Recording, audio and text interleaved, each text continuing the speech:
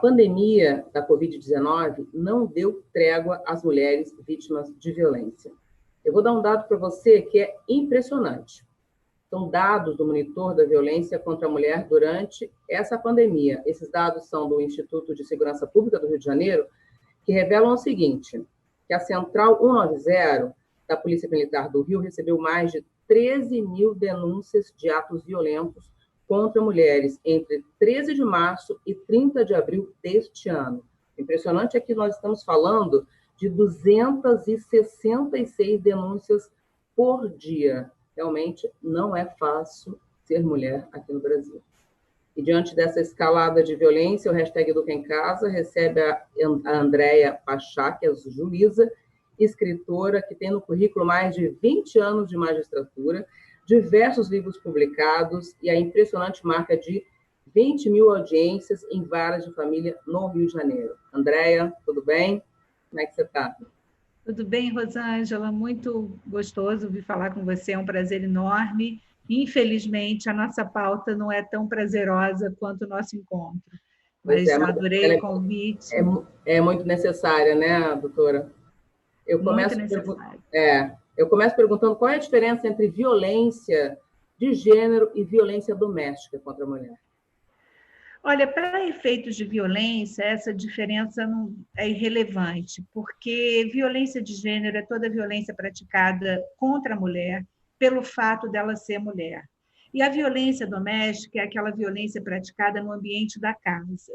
O que nós constatamos é que a violência de gênero e a violência doméstica quase que formam um grupo só de interseção, porque a maioria das agressões e das violências sofridas pelas mulheres são decorrentes de relações abusivas intrafamiliares. Normalmente, as mulheres são vítimas da violência por parte do marido ou do companheiro, na maior parte das vezes. Então, é muito triste essa constatação, porque a gente está falando de uma relação de confiança, de afeto, as pessoas vivem juntas teoricamente, porque se amam e se respeitam. E quando a gente constata esse número, é assustador perceber o grau de crueldade e de perversão da sociedade. Sim, imagina nessa época de pandemia, que as pessoas estão confinadas, né? Convivendo mais tempo com essas pessoas, né? Com seus algozes, digamos assim. Eu não posso deixar de citar aqui, ó, de ver os dados, né? E nesse período de isolamento social, precisamente entre 13 de março e 30 de abril, o Instituto de Segurança Pública do Rio de Janeiro verificou queda no número de registros de ocorrências na Polícia Civil. Mas, por outro lado, houve aumento de 12% nas ligações sobre crimes contra a mulher no serviço 190 da PM, em relação ao mesmo período, em relação a 2019. Que leitura que a gente pode ter desses dados? Quer dizer, a mulher liga para o 190 quando está no desespero, não é isso? Esses dados são muito sintomáticos, né? Porque a ida da mulher à delegacia, no momento em que não é necessário o isolamento, é o que nós assistimos rotineiramente. Quando a mulher fica em casa e privada da possibilidade de sair para denunciar, é natural que esses números caiam. Mas a procura pelo 190 é reveladora, porque o 190 é na hora da crise, na hora que a violência está acontecendo, a mulher precisa ligar para pedir auxílio policial, e aí ela liga para o 190. E o que também foi muito revelador foi logo na primeira semana do isolamento aqui no Rio, o que se constatou no plantão judiciário foi um aumento de quase 50% dos pedidos de medidas de proteção.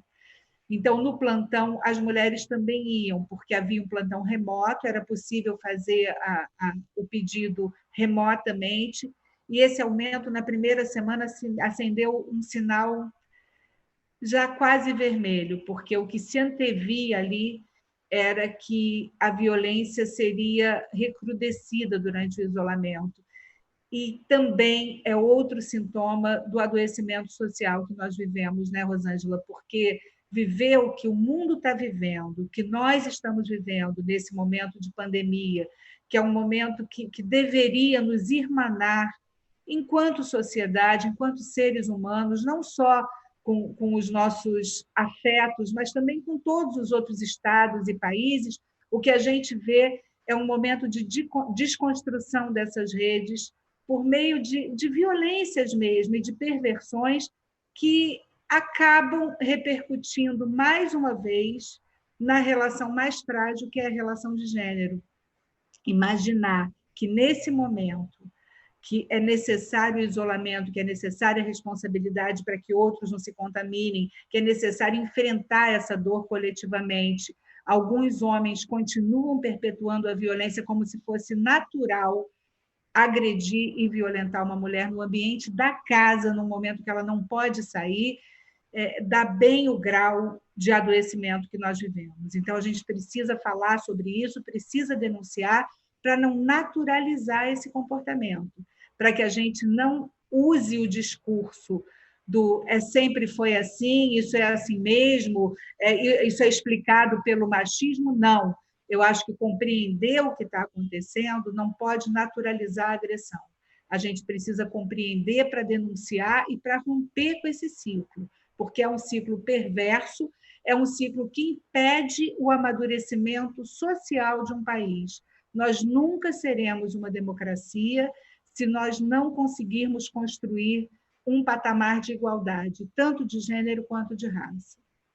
Doutora, eu imagino como que não deve ser para uma mulher, um lugar que é mais seguro da gente, né, que é a nossa casa, e ficar impedida de fazer as coisas, inclusive de dar opiniões, de estar segura dentro da sua casa propriamente, né, impedida por uma pessoa que deveria também lhe dar segurança, lhe dar carinho, lhe dar amor, e ela é impedida disso, né, de viver esse amor, viver essa família. E eu tenho outros dados aqui que são impressionantes. A Organização Mundial da Saúde decretou que, durante a pandemia, são atos de violência impedir mulheres de lavarem as mãos, usarem álcool em gel, dar informações erradas para manter o controle e impedir as mulheres de se contatarem familiares pelas redes sociais. É até difícil imaginar que existe esse tipo de impedimento dentro de casa. Toda vez que a gente vê uma norma dessa natureza, a gente percebe a loucura que a gente está vivendo. É necessário que alguém diga que não pode fazer isso. É tão óbvio esse tipo de comportamento que não precisaria de uma norma. Mas se existe a norma, é porque a gente identifica que há espaços nos quais esses direitos básicos são violados. Então, assim, a gente fala de violência contra a mulher, tem um contexto mundial, porque a violência é uma realidade e o machismo é uma realidade no mundo, e não é possível falar de violência contra a mulher sem denunciar o machismo. Há algum tempo se começou um discurso de naturalizar o machismo e desqualificar o feminismo, como se o feminismo não pudesse ser nomeado. Toda vez que se menciona o feminismo, a turba que repele a igualdade acaba desqualificando. É feminista, ela tem o discurso do mimimi, já está querendo falar para aparecer, como se feminismo fosse algum adjetivo negativo. O que nós mais precisamos hoje no mundo é que o mundo seja feminista, porque o que o feminismo quer é igualdade de direitos. O que o feminismo quer não é nenhum tipo de privilégio, senão a aceitação de que as normas servem igualmente para a proteção de todos. Os direitos fundamentais são de todos. E não é razoável que, pelo fato de ser mulher, as mulheres recebam menos na hora de trabalhar, as mulheres sejam vítimas de violência, como se fosse natural a perpetuação desse estado de coisas. Então, imaginar que a gente, em 2020, viva um cenário dessa natureza é lamentável, porque assim, a civilização é um processo de construção permanente. Foram muitas lutas, foram muitas guerras, muitas vidas foram perdidas para que nós conseguíssemos construir uma rede de proteção mínima para os direitos fundamentais, para os direitos humanos. Então, cada vez que se desqualifica esse direito, o que se faz é violar todo um processo civilizatório da sociedade. E a gente não pode permitir isso. Então, é fundamental denunciar e perceber que nenhuma violência começa com um feminicídio. Nenhum homem chega em casa do nada e mata a mulher. O que se observa com as pesquisas que são feitas na violência é que a violência contra a mulher é gradual. ela começa com um grito, com uma agressão verbal, com uma desqualificação, com a imposição de alguns limites inaceitáveis, mas que são aceitos por aquela mulher naquele determinado grupo familiar. E aí, num segundo momento, a agressão verbal passa para uma agressão física leve, e tudo isso vai acontecendo sem que nós percebamos que o processo de violência é crescente. Por isso é que é importante denunciar num primeiro momento, porque há medidas de proteção que são eficazes na primeira violência e que dificilmente vão resolver o problema quando chegam tardiamente. A mulher, quando denuncia e já assim espancada ou sem possibilidade de reagir, possivelmente aquela violência passou de um limite no qual a medida de proteção vai ser eficiente. Mas, doutora, a senhora não acha que isso passa também muito pela educação que a gente dá para nossas filhas, para os nossos filhos, inclusive é uma sociedade inteira, né, que tem que mudar. Eu acho que começa pela gente, né, que é mãe. Eu acho que a gente precisa se despir dessa culpa, sabe, Rosângela? Porque não começa pela gente que é mãe, começa por quem educa as crianças, que são as mães e os pais que deveriam fazer esse papel. Então, a educação é a única forma de enfrentar a desigualdade. Por isso é que a educação é tão perigosa para quem flerta com o arbítrio, com a violência, com a insensatez, porque a educação faz com que as pessoas entendam que não há possibilidade de se submeter ao irracional, ao perverso, que é necessário usar os mecanismos de controle que nós temos para denunciar. E assim, é uma estrada muito longa, porque é uma vida de machismo, é uma vida de desigualdade, é uma vida de perpetuação dessa desigualdade. E compreender que a estrutura da sociedade é machista não deve servir, eu vou repetir, para naturalizar esse machismo, mas para combatê-lo. A gente já melhorou muito. Eu acho que nós já temos uma geração muito mais corajosa, muito mais firme, que denuncia, que não tem vergonha de falar da violência que sofre. Isso foi fundamental, porque até um determinado momento, especialmente antes da Lei Maria da Penha, as mulheres tinham vergonha de sofrer violência e não denunciavam porque se sentiam responsáveis pela violência que elas sofriam.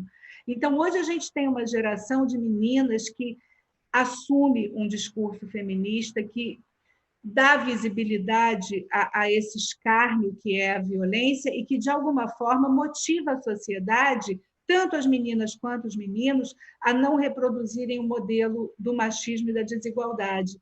Então, eu tenho muita esperança, embora o caminho seja longo, embora os dados que nós tenhamos sejam aterradores, eu acho que existe, sim, essa possibilidade que vem da educação, não tenho dúvida. Uhum. Olha só, doutora, a gente tem perguntas também feitas aqui pela internet. É o seguinte: a equipe da sala de leitura Camilo Castelo Branco pergunta o seguinte: a violência contra a mulher é cultural e por muito tempo ficou velada em nossa sociedade. Como a escola pode discutir esse tema tão delicado e necessário? Eu acho que cada vez mais o espaço de discussão é não só o ambiente familiar, mas também o da escola e o da sociedade.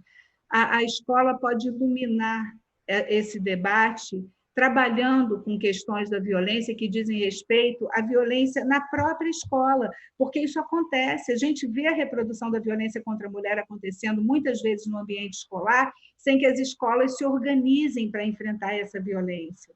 Então, trabalhar com esses casos é uma maneira de romper o ciclo da violência, porque a violência só cresce e se aprofunda pela falta de interrupção dos ciclos. Se você consegue interromper o ciclo da violência, você consegue impedir que um evento mais trágico aconteça, como um feminicídio. E a escola, muitas vezes, isso também é uma pena a gente constatar isso, né? Porque muitas vezes é o aluno que leva a informação para casa, como se fosse natural uma sociedade que as crianças precisam educar os adultos. É uma pena a gente viver numa sociedade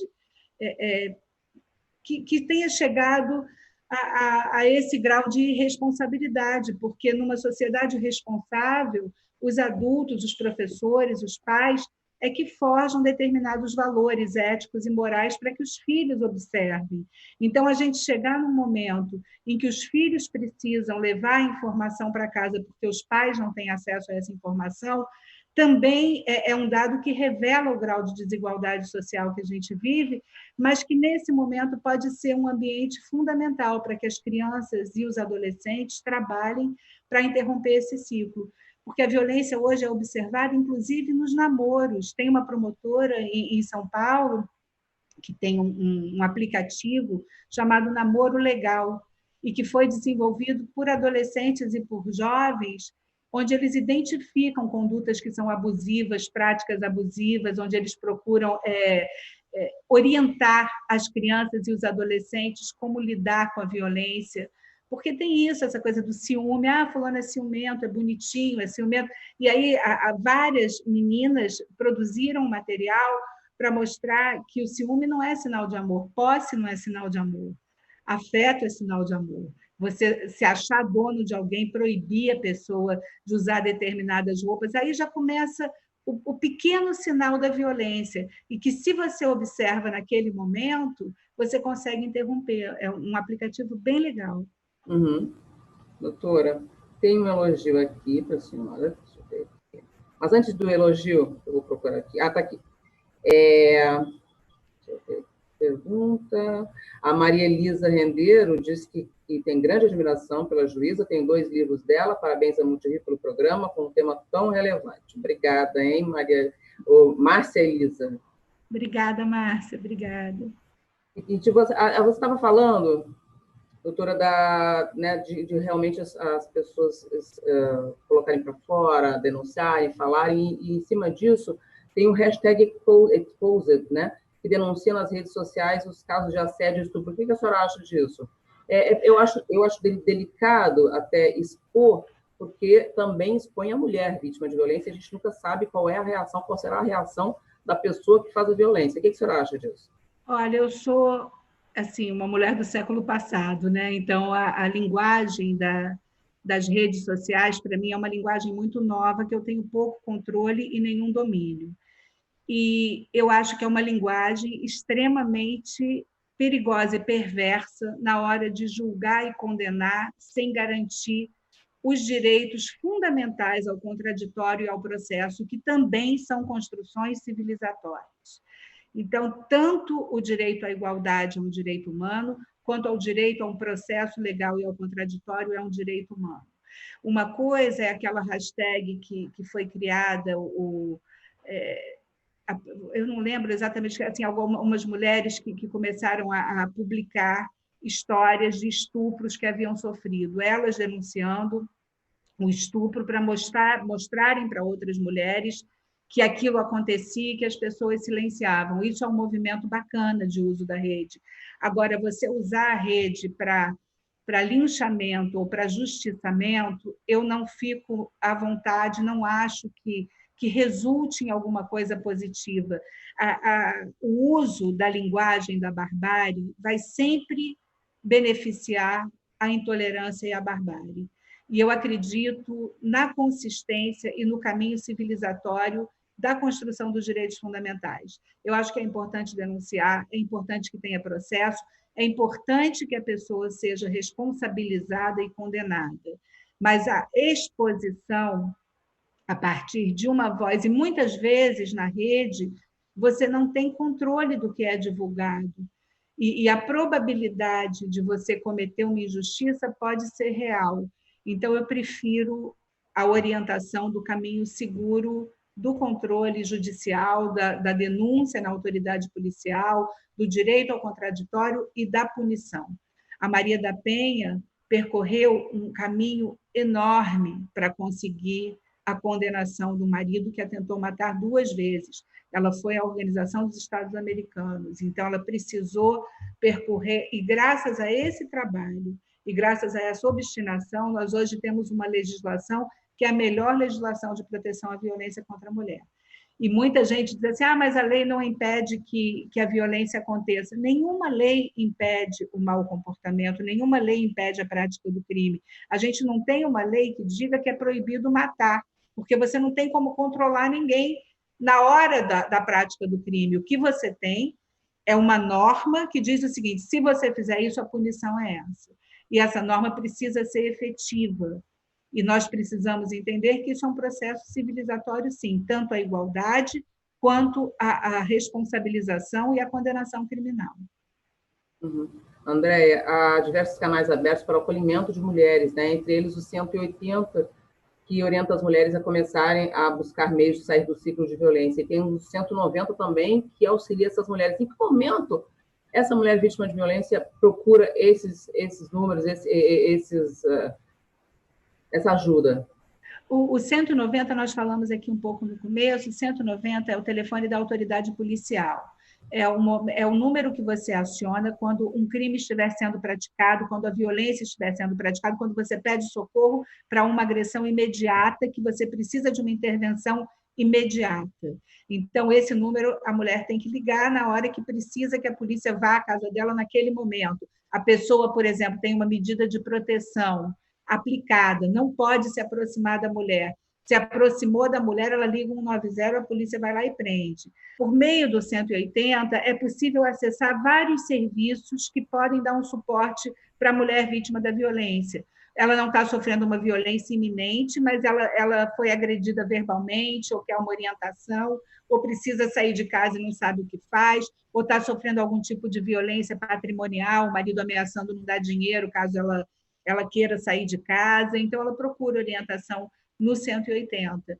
E quando ela procura a delegacia, em razão de uma agressão e registra a ocorrência, imediatamente a autoridade judicial é acionada, quando há necessidade de aplicação de alguma medida de proteção. Isso funciona 24 horas por dia durante o plantão. Aqui no Rio, nós temos a coordenação da doutora Adriana Mello, que é uma juíza que trabalha nessa questão da violência desde o início, e tem o projeto Lilás, que permite com que medidas de proteção sejam aplicadas imediatamente para enfrentar a necessidade dessas mulheres. Andréia, o que você acha que os familiares que percebem esse tipo de violência, ou vizinhos, eles têm que fazer, né? Já acabou o tempo aquele negócio de que, né, briga de marido e mulher não se mexe a colher, né? Acabou isso há um bom tempo. O que as pessoas que estão em volta podem fazer, mas com cuidado também de não vir a prejudicar, até a piorar essa relação? Olha, a primeira coisa que eu acho fundamental dos amigos, dos familiares, dos vizinhos, é evitar o julgamento moral dessa mulher, que isso acontece muitas vezes na tentativa de ajudar. A primeira coisa que as pessoas fazem é desqualificar a mulher. Ah, mas você também está com esse traste, você também insiste, como se ela fosse responsável pela violência. Responsável pela violência é sempre o agressor, nunca a mulher, nunca quem apanha ou quem é agredida. Então, precisa ter esse olhar de suporte, de compreensão, que há vezes em que é necessário o fortalecimento da autoestima, para que a mulher consiga se perceber autônoma para tomar uma decisão. Então, todos esses aspectos são relevantes e podem ser auxiliados pelas pessoas que gostam dessa mulher e que convivem com ela. E até na orientação da busca por uma medida de proteção, por uma medida mais drástica que afaste o agressor de casa, porque às vezes também a família pretende uma determinada ação e a mulher quer outra.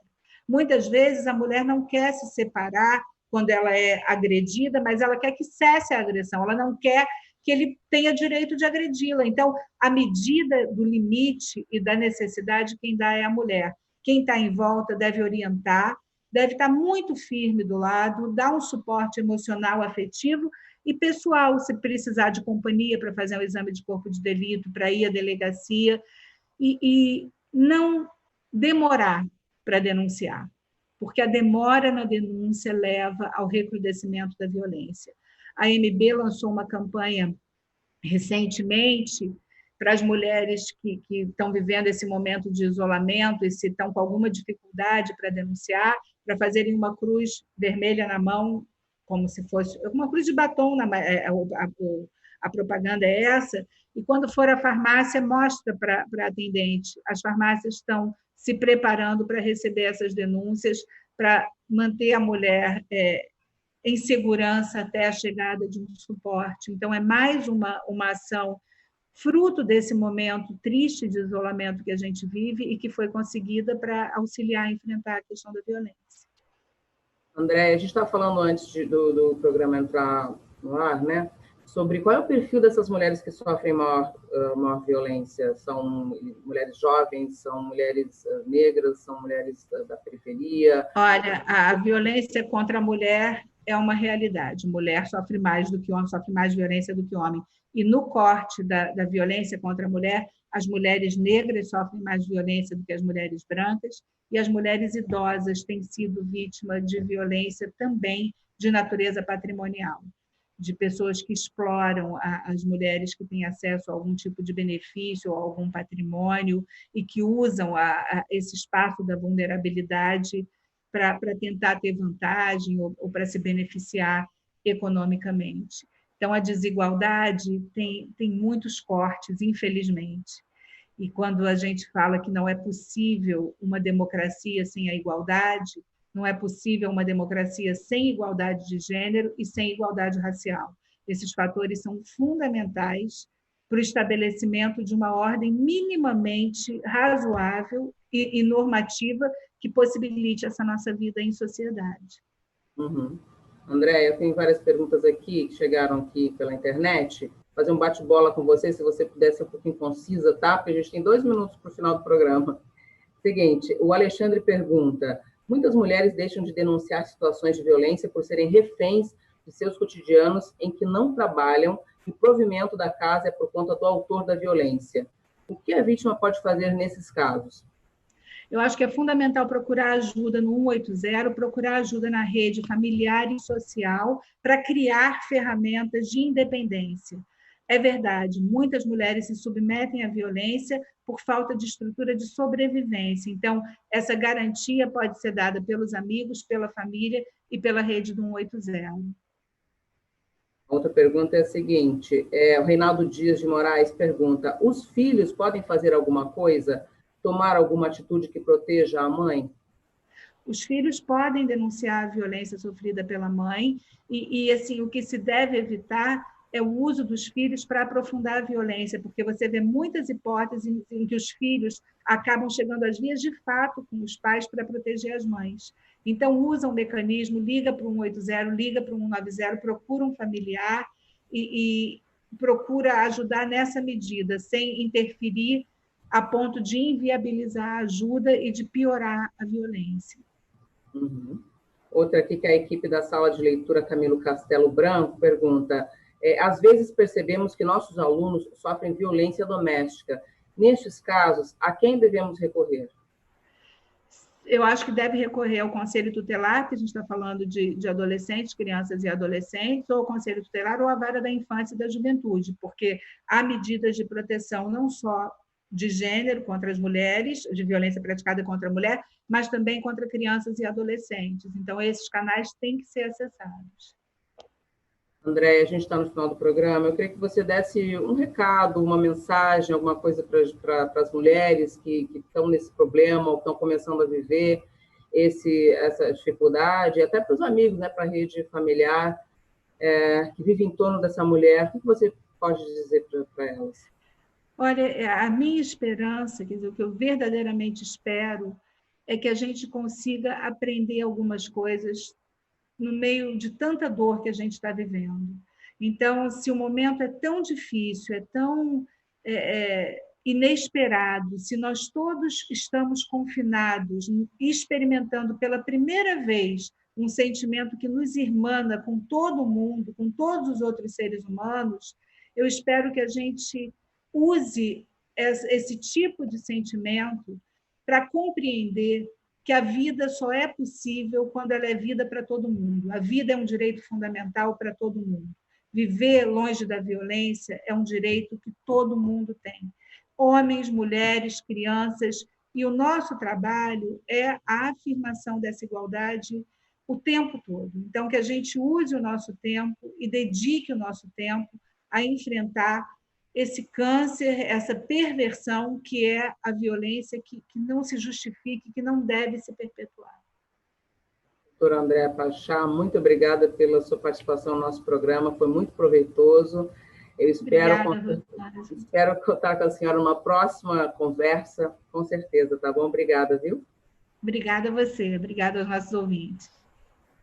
Gente, você que nos assistiu até agora, muito obrigada pela companhia. Eu tenho um recado que é muito importante, avisar você que nos assiste, que no nosso Facebook estarão diversas informações e cartilhas sobre a rede de acolhimento que existe para mulheres vítimas de violência. Hoje o hashtag Educa fica por aqui. Eu aguardo você na próxima terça-feira, ao 12:30, tá bom? Tchau, tchau.